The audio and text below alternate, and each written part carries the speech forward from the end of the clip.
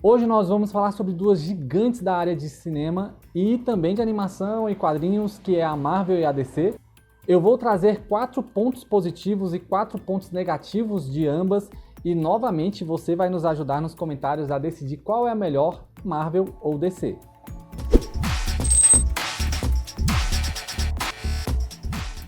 Marvel, pontos positivos. Universo coerente. A Marvel conseguiu construir um universo coerente e interconectado de heróis, vilões, de histórias totalmente diferentes que se juntam a um mesmo final. É impressionante como a história se conecta, como ela foi bem construída, como coisas lá de trás do passado se ligam às situações do presente. E eu posso usar como exemplo claríssimo aqui o momento onde o Capitão América levanta o martelo do Thor. Foi uma história construída lá atrás, no filme A Era de Ultron, onde a primeira vez que o Capitão América tenta levantar o martelo do Thor, ele dá uma tremidinha. Pra lá na frente, quando a gente está no último filme da saga do Thanos, ele conseguir levantar o martelo e lutar contra o Thanos, assim, numa cena épica que eu lembro que eu fiquei impressionadíssimo quando eu estava no cinema. Ó, Mjolnir, vem Mjolnir, porra! Caralho! Filha da puta! Mjolnir, rapaz! Nem fudendo! Eu acho que foi talvez o único filme, ou um dos poucos filmes onde eu saí gritando no cinema, assim, não só eu, mas o cinema inteiro. Então isso demonstra a capacidade que a Marvel teve de interligar as histórias, de construir coisas de heróis diferentes em situações totalmente diferentes. Filmes leves. Os filmes da Marvel têm aquele teor de humor meio bobão, meio pastelão, leve para que você possa levar suas crianças e também assistir com adultos sem muito problema. Isso facilita muito que a Marvel consiga trazer personagens mais caricatos ou mais divertidos e também interligar as histórias de forma que pessoas adultas gostem da história e também crianças se divirtam ao mesmo tempo. E eu vejo isso como um ponto extremamente positivo, né? Você consegue assistir o filme com seus filhos, com a sua família inteira, não tem aquele negócio de esse filme eu não consigo assistir. Com exceção de alguns, tipo Deadpool, mas é uma exceção, na grande maioria você consegue assistir com a família tranquilamente. Diversidade de personagens. A Marvel também traz uma diversidade gigantesca de personagens, desde personagens ricos a personagens pobres, homens, mulheres, brancos, negros. E ela faz isso com maestria de forma que todos tenham o mesmo peso, a mesma importância, o senso de responsabilidade. Ela é extremamente diversa. E por isso eu acredito que também ela consegue trazer uma atração maior para diversos públicos, fazendo com que eles se interessem pela história, se sintam representados. De uma certa forma, eu acho que é um dos pontos fortes mais importantes da Marvel, né?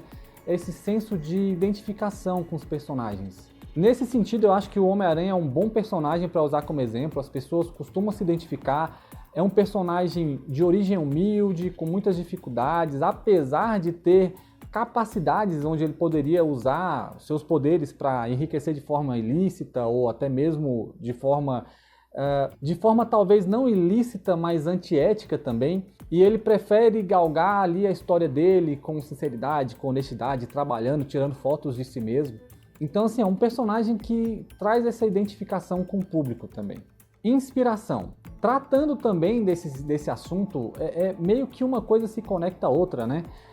A diversidade de personagens que também conseguem inspirar. Novamente, o Homem-Aranha, assim, é um excelente exemplo para isso, mas a gente tem vários outros personagens que também são inspiradores, o próprio Capitão América, talvez o Homem de Ferro, no sentido dele se negar a algumas coisas para poder trabalhar por um bem maior.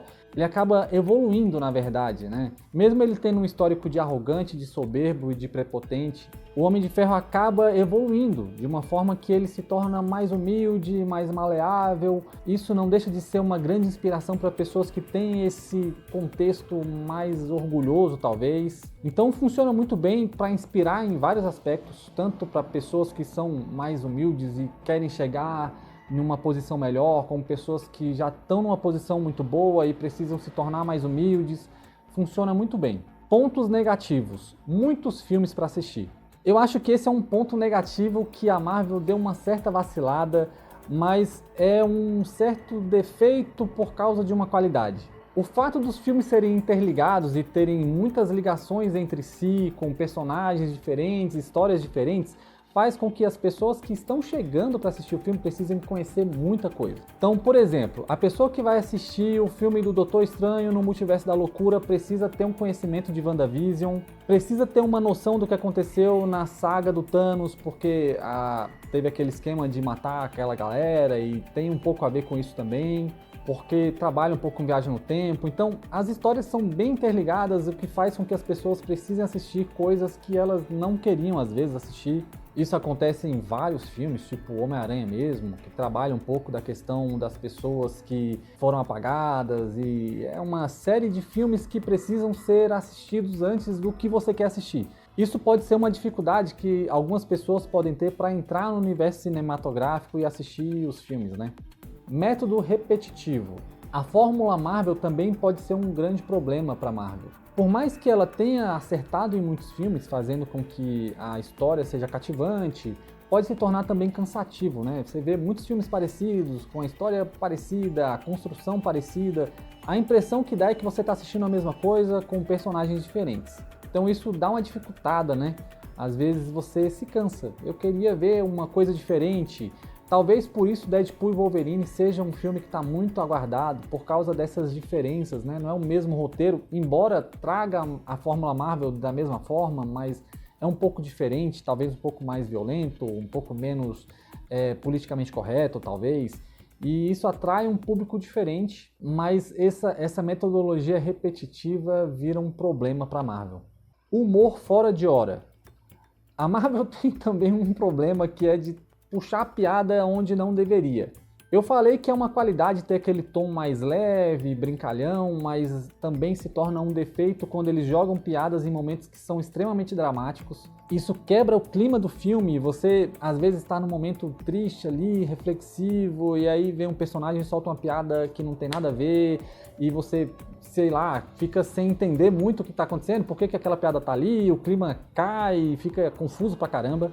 Então esse humor exagerado, que foi criado, construído desde lá atrás, então eu acredito que talvez o roteirista pense, eu preciso pôr piada em lugares diferentes, porque a história normalmente é contada assim, e se não tiver piada as pessoas vão estranhar, então tem esse humorzinho ali fora de hora que atrapalha bastante. Produções saturadas. Como eu falei anteriormente, tem muito filme. Tem muito filme que você precisa assistir antes de assistir o filme que você quer. E também tem muito filme que nem deveria, talvez, existir. Como Thor, Amor e Trovão, que eu acho um filme bem chatinho, que não deveria nem existir. É um filme muito chato assistir, fiquei incomodado pra caramba. Então você acaba tendo muito filme pra assistir. E porque eles são interligados, você acaba pensando que não podia ficar sem ver, porque senão você não vai entender o próximo. E aí fica aquela de, eu tenho que assistir esse filme, mas esse filme é chato. E aí quando você tá assistindo já tá produzindo mais 10 e vai sair mais 5 amanhã e você fica perdido num monte de filme. Se você está gostando do vídeo até aqui, não se esqueça de deixar o seu like e de se inscrever para não perder os próximos vídeos. Agora vamos falar sobre a DC e os seus pontos positivos. Filmes mais maduros. A DC acerta muito quando trata de filmes mais maduros. As temáticas são ali mais darks, né? Um pouco mais escuras e tal, e eles acabam podendo abordar temas que na Marvel não encaixaria muito bem. Então você tem o Batman, por exemplo, que é um personagem meio depressivo, você tem o Coringa, que é bem caótico, você tem a própria Gotham City, que é uma cidade extremamente violenta, criminosa, suja, bagunçada. Então são temas que você não costuma ver muito na Marvel, mas você encontra na DC. Problemas psicológicos, problemas financeiros, problemas até mesmo de ordem moral, na verdade muitos problemas de ordem moral. Isso faz com que os filmes sejam mais maduros e tenham uma temática bem mais madura. Personagens mais aprofundados. Justamente por ter uma temática mais madura, os personagens também são mais bem aproveitados. Então você tem mais camadas dramáticas, mais camadas complexas para poder abordar. Como eu falei de problemas psicológicos, por exemplo, a gente tem o Coringa, que é um excelente exemplo para falar sobre isso. É um personagem cheio de crises, um personagem psicótico, narcisista, que tem motivações dúbias. É um personagem que não quer fazer o mal para ter uma posição melhor, ele simplesmente quer fazer o mal, ele quer ser caótico. Não só o Coringa, a gente tem vários outros personagens que trabalham dessa mesma forma. que tem tramas e subtramas que são bem complexas. Isso é um ponto extremamente positivo. Vilões inesquecíveis. Não é que a Marvel não tenha bons vilões, eu acho o Thanos excelente, inclusive eu tenho uma tatuagem, eu não sei se vai dar pra mostrar aqui, que tem o Thanos e eu acho ele um personagem fenomenal. Mas eu preciso voltar no Coringa aqui para falar sobre esse tema de vilões inesquecíveis. Eu acho que não só o Coringa, mas os demais vilões que estão ali no meio da história junto com ele, como o Espantalho, o Charada, o Pinguim, são vilões excelentes, são vilões que têm complexidade, que têm motivação, ou que, como eu já falei, o Coringa mesmo não tendo motivação, tem muitas camadas complexas de questões psicológicas, emocionais. Voltando um pouco sobre o que a gente falou sobre o filme ser um pouco mais dark, né, nos temas passados, isso ajuda que os vilões tenham muito mais peso e significância nas histórias. Histórias autônomas. Muitas histórias da DC não dependem de outras histórias para que você possa consumir. Por esse motivo, fica muito mais fácil para que novos fãs cheguem a DC. Existem histórias muito boas que são autônomas, que a pessoa consegue ali resumir sozinha, sem precisar pensar demais. Não que as histórias não precisem pensar demais, mas estou falando no sentido de ficar interligando. Esse filme ou esse HQ, esse quadrinho, faz ligação com aquele, com aquele, com aquele, com aquele. Então você consegue resumir a história nela mesma. Isso facilita muito para que novos fãs se identifiquem com as histórias, se identifiquem com os personagens, sem precisar ficar pescando muito de onde veio, para onde foi, por que veio, por que foi, então fica tudo mais simples. Pontos negativos. Universo confuso. Falta coesão no universo cinematográfico da DC. Diferente dos quadrinhos, onde as histórias são muito bem ligadas e encaixadas. Mas quando a gente vai falar dos filmes, fica difícil não criticar. Falta coesão, a história é confusa, um filme mostra uma coisa e de repente já não é muito aquilo que estava falando. As histórias não se encaixam tão bem, é um pouco desconfortável de assistir. Eu posso citar, por exemplo, o último filme do Flash, que foi, para mim, bem desastroso. Não só o Flash, eu posso falar também do Zack Snyder, né? Do Snyder Cut. Até o Snyder Cut, que já foi um concerto de um filme problemático, ainda assim era bem problemático. Fora isso, tem alguns filmes que eles são meio que de universos paralelos, então a gente tem The Batman, tem Joker, e aí você tem Esquadrão Suicida, e eles têm personagens que são diferentes, são o mesmo personagem, mas de universos diferentes, e não fica muito bem explicado isso. Pra quem não conhece, não fica bem explicado, na verdade. Pra quem conhece, ok, você consegue entender, é um filme separado, o outro filme é um outro filme separado também, mas acaba ficando um pouquinho confuso pra quem tá entrando, né? Continuação. Justamente por causa de algumas confusões e também problemas no próprio elenco, alguns filmes foram descontinuados, algumas sagas foram descontinuadas. Na verdade, eu acho que quase tudo foi descontinuado. A gente tem o James Gunn trazendo aí uma nova série, digamos assim, dos filmes da DC, que provavelmente vai ser bem melhor do que a série anterior. Mas isso gera talvez um desânimo de continuar assistindo, porque você não sabe até onde vai, se vai até o final. Isso já aconteceu várias vezes. A gente não sabe se ela vai ter um final que é satisfatório de verdade. Seriedade excessiva. Da mesma forma que é um ponto positivo, aquele clima mais dark, ele também pode ser um problema porque gera uma seriedade muito grande nas obras. Então tem filmes que são muito carregados, são um pouco difíceis de digerir, e isso dificulta também que crianças assistam, talvez pessoas mais novas, é uma temática mais pesada. Acaba ficando sério demais e isso para algumas pessoas pode ser um pouquinho chato. Pensando de públicos diferentes, por exemplo, eu gosto de assistir filmes da DC, gosto de assistir filmes da Marvel, mas algumas pessoas elas gostam da química, digamos assim, dos filmes da Marvel e elas podem se assustar um pouco assistindo os filmes mais pesados ali da DC e tal e ficar um climinha esquisito para elas. Então por esse motivo a seriedade excessiva acaba se tornando um problema. Batman e Super-Homem.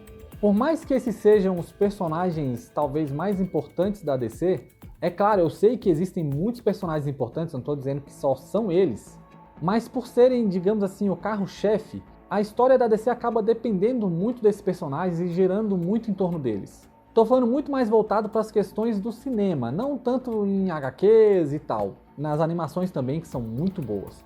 Só para a gente ter uma ideia, estamos indo para o terceiro filme do Super-Homem, aliás, terceiro Super-Homem em pouquíssimo tempo.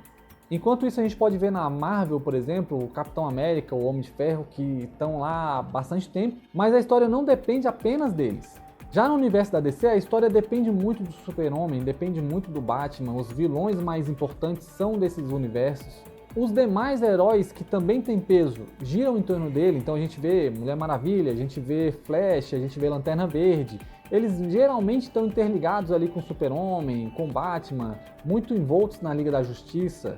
Então isso faz com que seja um ponto negativo, não que não existam personagens bons, mas eles acabam se tornando dependentes um pouco da história do Super-Homem e do Batman. Bom, esses foram alguns pontos positivos e alguns pontos negativos que, assim, ao meu ver, fazem um peso entre DC e Marvel. E novamente eu não vou falar quem é o melhor, o que é melhor, mas eu vou deixar vocês decidirem nos comentários o que é melhor, Marvel ou DC. Então não se esqueça de comentar aqui embaixo o que você acha, os personagens que eu não citei que são importantes ou que não são tão importantes. E também deixe o seu like, isso ajuda a divulgar mais o vídeo, ajuda que eu saiba que estou no caminho certo, que são os vídeos que vocês querem assistir. Somando a isso também, se inscreva no canal e ative o sininho para que você receba os novos vídeos. Eu sou muito agradecido por você que assistiu até aqui, muito obrigado e até o próximo vídeo.